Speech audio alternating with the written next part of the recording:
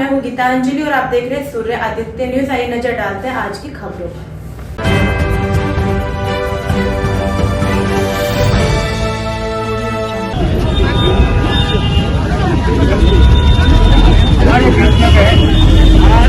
मंजूर शिवाजी आ गई है, जो हमारे क्षेत्र के विधायक हैं। हम उनका हार्दिक स्वागत करते हैं, उनका हृदय से स्वागत करते हैं और आप लोग भी उनका हृदय से मन करें, उनका स्वागत करें। इसी बीच में आप लोगों को ये अवगत कराऊं कि हमारे पास बड़े संघर्ष के बाद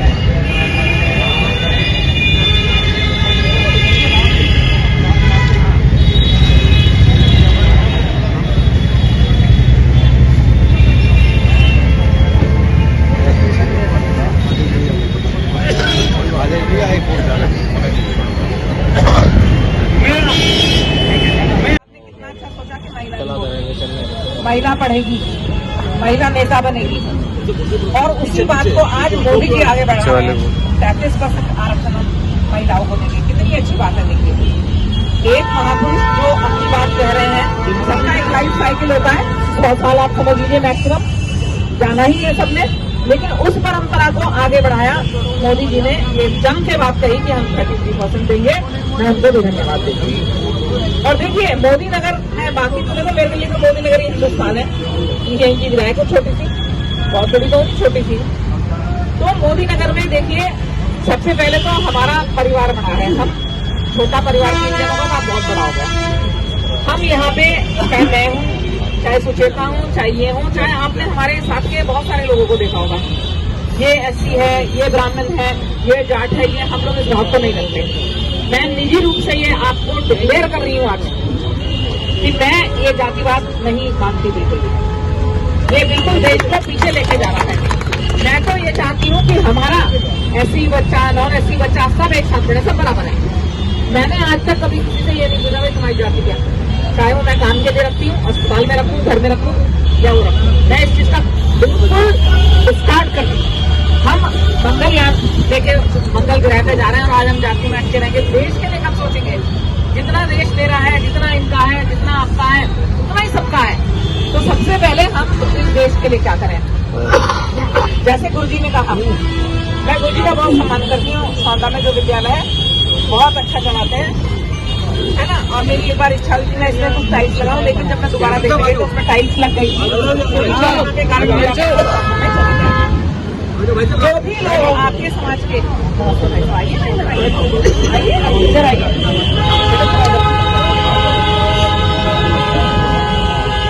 और रामाप्रिय भाई साहब हो, चाहे वो भी कभी ये कोई भेदभाव नहीं होता। हमारी इतना खूबसूरत सुंदर शहर है, कोई जातिवाद में, कोई किसी उसमें डिस्क्रिमिनेट नहीं है। हम लोग तो बिल्कुल ही नहीं मानते। देखिए, जहाँ तक शिक्षा, मेरे हिसाब से हिंदुस्तान की 2 प्रॉब्लम है, हेल्थ एंड एजुकेशन। 145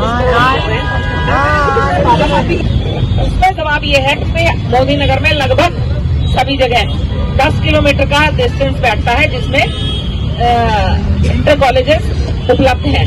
यहाँ तक कि तलाटे में भी उन्होंने बोला, मैंने उधर कोशिश करी थी कि भाई इस गांव के सर्कल में एक आ जाना चाहिए, तो उन्होंने बोला 10 किलोमीटर। मैंने बोला 10 किलोमीटर हवाई जहाज से है, ड्रोन से है, साइकिल से ऐसे चल के नहीं है। तो वहाँ पे बढ़िया 22 करोड़ का फंड आ चुका है और भी आएगा, बढ़िया विद्यालय है, हमारे सबके बच्चे पढ़ेंगे भाई उसमें, जो भी बन रहा है। इसी तरह से आपका डिग्री कॉलेज आया। बताइए, किसने कभी सोचा कि कन्या डिग्री कॉलेज आए। चाहे समाज आपका हो, चाहे किसी का हो, लड़की का पढ़ना इस देश की, लड़की का, बेटी का पढ़ना बहुत जरूरी है। लड़के एक बार को बिना पढ़े जाए, बिजनेस कर लेगा, कुछ भी कर लेगा, है ना। लड़की का पढ़ना बहुत जरूरी है, मैं ये मानती हूँ।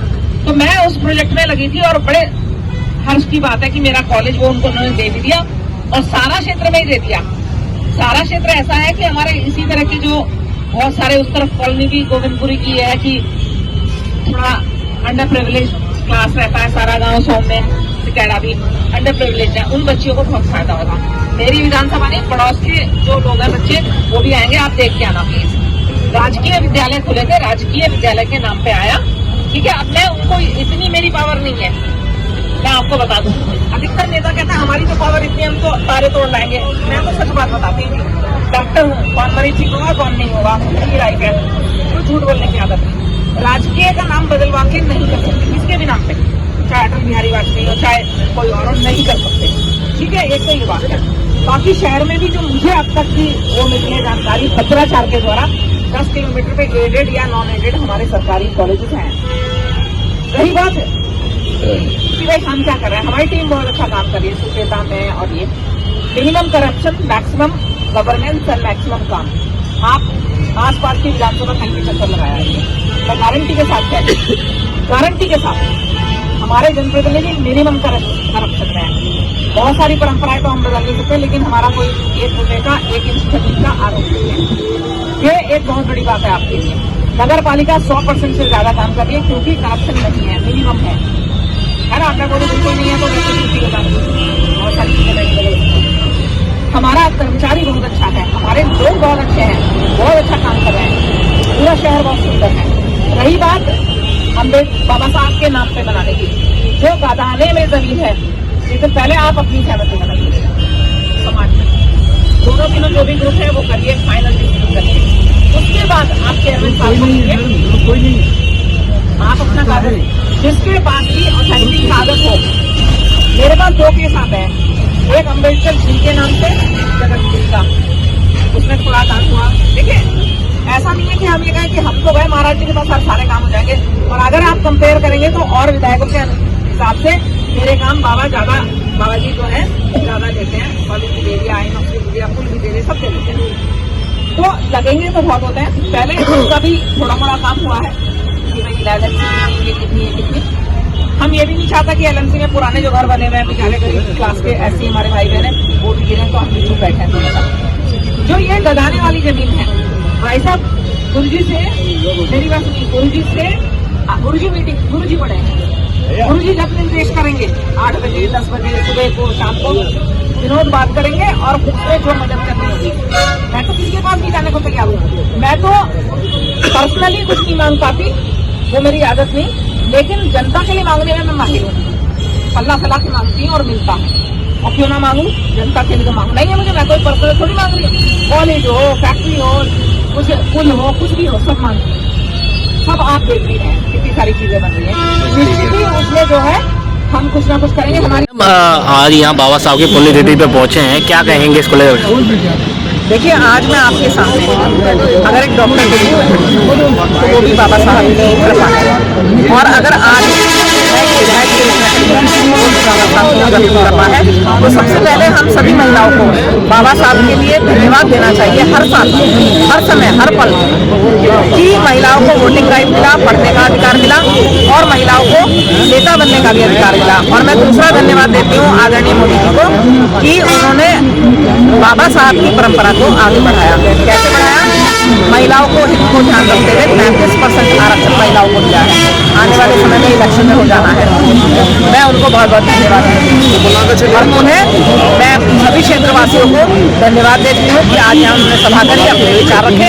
और मैं एक बात और शेयर करना चाहूँगी, आज हम 75 साल से ज्यादा पूरे हो गए हैं। आज हम एक देश है, कोई जाति नहीं, कोई वो नहीं, जो कमजोर है, चाहे वो ऐसी जाति का चाहे कोई भी हो, उनको सरकार मदद कर रही है।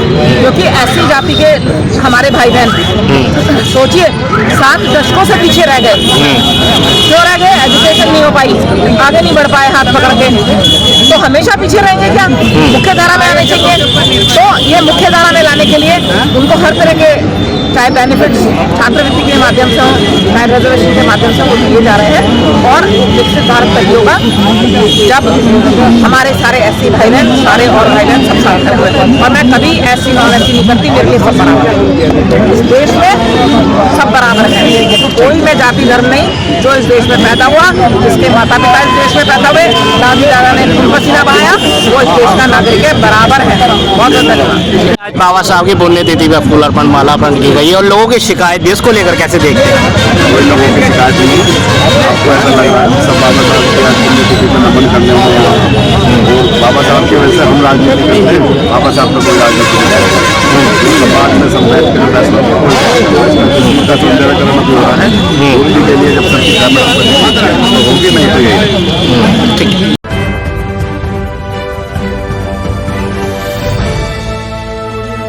आज के लिए खबरों में में बस इतना ही। कल फिर होगी आपसे मुलाकात। नमस्कार।